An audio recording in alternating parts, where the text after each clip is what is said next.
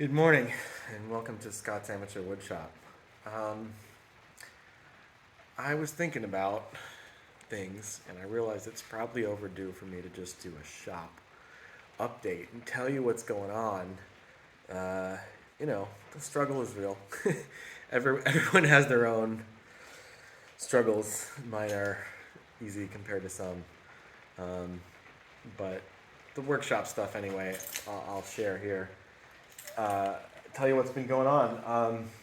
So, my friend and landlord, Andrew, uh, and I worked together to put up some drywall here, which is something he wanted to do as part of him moving into this space anyway. We started with the section I'm in because he's very generous, and we also did the other part beyond my shop corner. I just have the camera pointed at my shop corner for now. It's now been primed. It's been I learned how to mud it, and it's now been primed. He did that, and so now I get to hang French cleats again, and I'm just kind of deciding where to put the first one.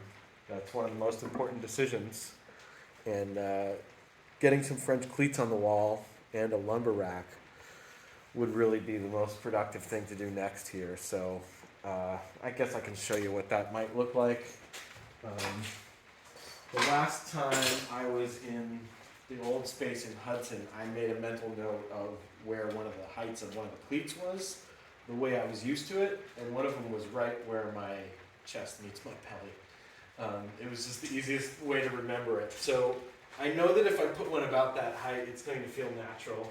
But I also have to think about where's the electrical outlets and stuff. And yeah, so it looks like it pretty much agrees with putting it right above the outlet or right about the top of that sheet of drywall. So I'll figure out where is the most convenient location. I'll think through a few details. Maybe I want to mist all those screws or whatever. And then I'll put one up, and I'll have to cut it to length and such. And as you can see, the elephant in the room here is I just have all the stuff that's been piled to the center because I had to get it away from the walls to do all the drywalling. So it's going to be interesting to cut these to length and stuff while my tool chest is a little bit hard to access. And that means, my saw benches are occupied, right? They're I don't know if you can see down here. Nope. Yeah, down here. You can see my saw benches are full of lumber, so I can't use them very easily to cut things to length. But the tool chest itself is built to a height where you can use it as a saw bench in a pinch. So,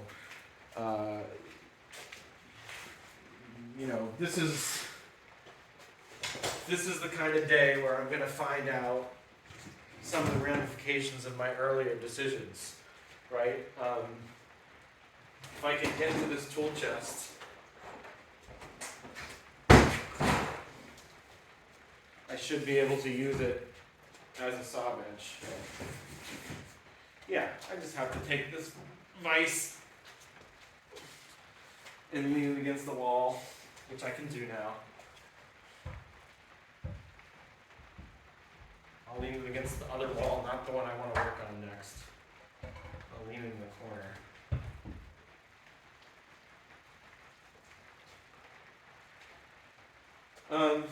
Yeah, so this is my reality. The reason I'm in this situation is because I just went through divorce, and I just passed the point where everything had to be out of the house that I had been in when I was married.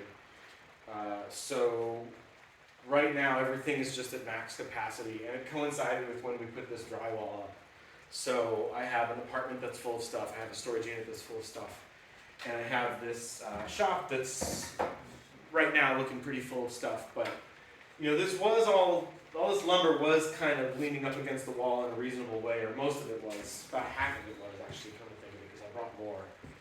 So I think it'll be reasonable once I get a lumber rack. I think it's not going to look so cluttered in here, but it does look pretty daunting right now. And, I think when we go through times like this, we just have to keep the big picture in mind and keep at it. So that's pretty much what I'm doing here. I'm going to put some music on and mount up the first cleat. And enjoy the fact that I have a pretty self-contained set of tools in a tool chest that I can actually access, right? I can actually wheel this out of here and open it. And look what's right on top of my tray is these bolts for the lumber rack. So I could start by mounting up a lumber rack and free up a lot of space. So anyway, that's what's up with me. It's a rainy day in Maine. I'm cat sitting here for the week, so I get to spend the evenings in my shop, which is great. So I'm gonna try to, make this look like more of a shop space, settle in a little bit, and it's it should be fun, even though it sucks right now. It's just a big pile of stuff.